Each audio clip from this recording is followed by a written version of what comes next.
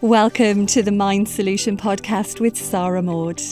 The Mind Solution Podcast is for leaders like you who are passionate about well-being in the workplace because you understand that a strong, resilient and happy workforce is the key to your organisation's success.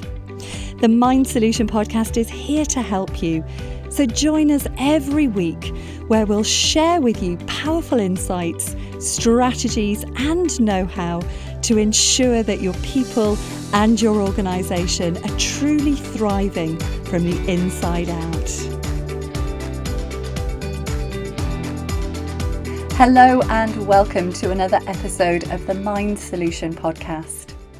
And today's inspiration for a podcast actually comes from a conversation that I had a couple of weeks ago in the gym. So a couple of weeks ago, it's Monday, it was early, there was only a couple of us in the gym. And there was three of us that were in the kind of stretch zone, you know, the area in the gym where you do your core work and your stretches.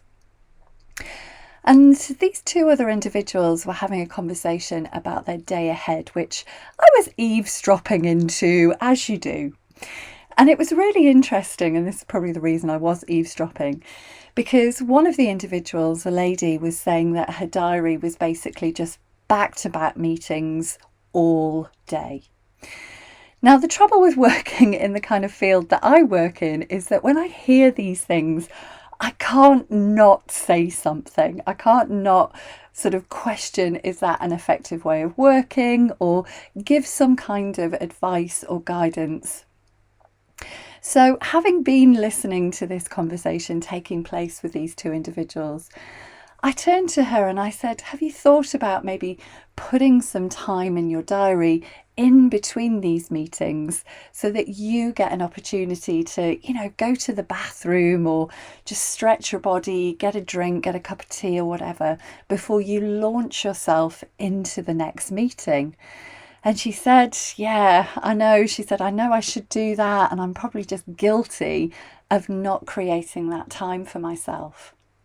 So I put it to her. I said, well, what if you were to just start to put, even if it's just 5-10 minutes in between each meeting, so that you get the opportunity to actually process neurologically in your brain all the things that have been talked about during that meeting before you go into that next meeting?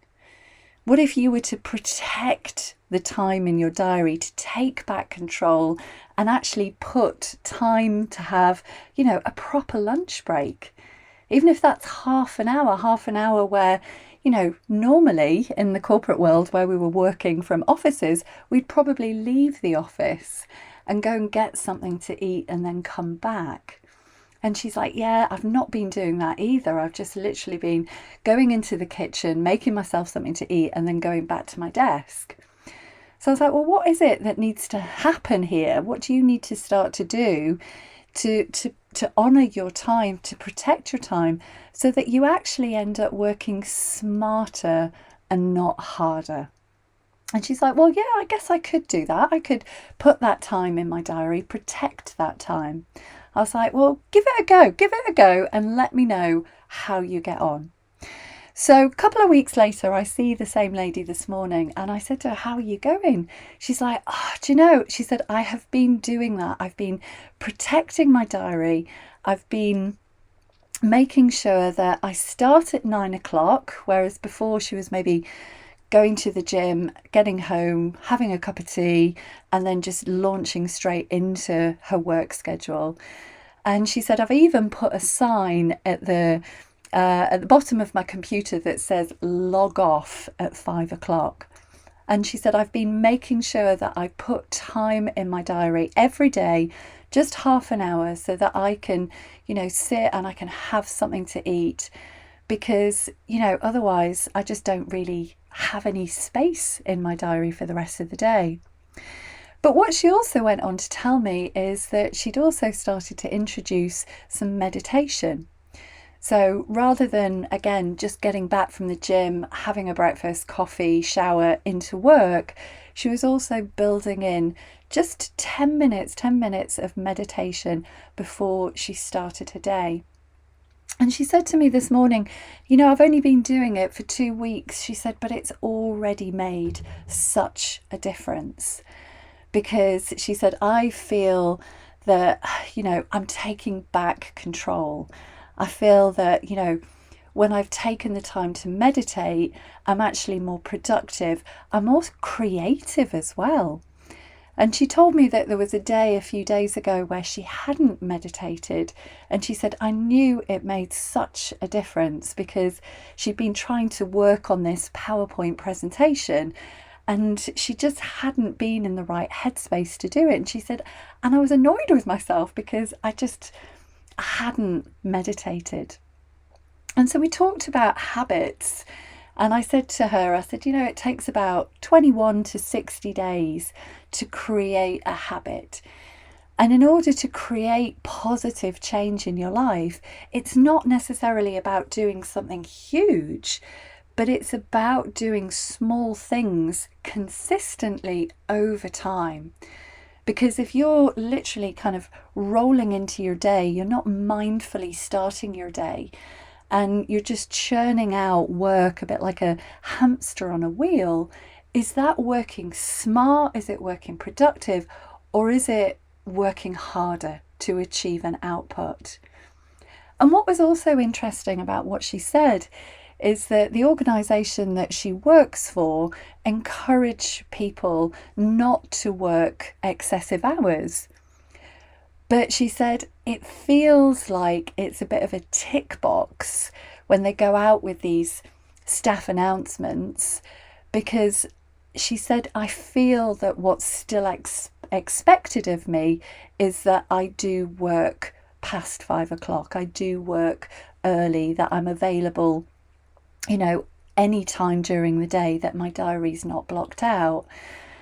And it always interests me about organisational culture that, with the best will in the world, any organisation who's looking to foster positive habits around health and well-being and productivity and efficiency can go out and they can say, don't work ridiculously long hours, don't answer emails at weekend, don't be online at 11 o'clock at night, don't do this, don't do that. But what's actually needed to create that change from the inside are people that are role modelling that behaviour, are people that are walking the talk. So I was just really inspired by the conversation because it was just proof in the pudding that this individual who got some free advice in the gym, there you go, I feel like I've done my job for the day, about what she could do so that she felt in control. She felt that she was taking back control of her time, and also that she was doing things that were positive behavioural changes that were also making a difference, a tangible difference in the way that she was working, her energy levels, her productivity, her output, but also listening to what it's like to be inside an organisation where you're hearing messages about health and well-being, but people's worry about not doing what's expected, that fear of, I'm the only one that's maybe logging off at 5 o'clock, and how is that going to be seen and perceived by other people? So I guess this is a shout out to two kinds of parties. So if you're an individual and you're an employee and you're thinking, you know what, I'm so tired, I am tired of just being on meeting after meeting after meeting, then just like this individual that I was talking to, I would encourage you to look at what can you start to do to make sure that your time, because we all have the same amount of hours in a day, what can you do to make sure that your time is used productively and effectively and efficiently, that involves you doing something different? It's like the definition of insanity. We keep doing the same thing and expecting a different result. So what can you do that can help you get the most from your day? And that might be that you literally do put 5 minutes to come off one meeting and, get up from your desk, move your body, stretch, rehydrate, and then come to the next meeting in the right headspace. You're showing up fully present and your head's not still in the last meeting because you haven't given yourself an actual break. And actually, I want to just throw a little bit of science in here, because you may or may not know this, but every 60 to 90 minutes, the brain takes what's called an ultradian dip, where it moves from one hemisphere to the other. And when it does that, it kind of like goes through this little reboot system. It goes through sort of a mini repair job, but it's also processing. And if we don't give the brain that opportunity at 5-minute break, really it should be a little bit longer, but if we don't give our brain that opportunity, then we keep overriding the brain's ability to function at a really optimal level. And that's where we start to struggle to focus, to concentrate, to be creative, to be intuitive, to be the best version of ourselves using all of these executive functions in the brain. So trust me when I say that although it might feel unfamiliar, it might feel a little bit self-indulgent to put a little bit of time in your diary in between meetings, I absolutely guarantee that you will start to be more effective, more productive, and be working smarter and not harder. And there's a lot that we talk about in the corporate world about high performance. And a high performance habit is doing something like that. Because we can get to a level of high performance, but sustaining that level of high performance is a totally different ballgame. And overriding something like the ultradian dip is not a high performance habit. So look at what you can start to do to just put these blocks of time in your diary in between meetings, also to protect your time, like lunchtime, for example, where you can unplug, you can recharge, you can rehydrate, you can nourish your body, and you will come back to your afternoon fully charged, firing on all 4 cylinders, compared to what you would be like if you didn't do that for yourself. So love yourself enough to start making those changes. If you also start to add in a little bit of meditation at the beginning of the day, or a particular breathing exercise like 7-11 breathing, heart coherence breathing, box breathing, any of the amazing breathing techniques, then even better, because you're getting yourself into the present moment, you're grounding yourself, you're connecting with the mind and with your body. So add that in, do that for 21 to 90 days consistently, and see just what a difference that makes. And then if you are listening to this and you are an organisational leader, you might be an HR director or a wellbeing manager, is perhaps thinking about your organisation and these well-intended messages that you are putting out there about behaviour, what it is that you're encouraging and not encouraging from your workforce, but also where are you creating the changes at that underbelly level, that kind of almost the unconscious level of the organisation that will promote those behaviours.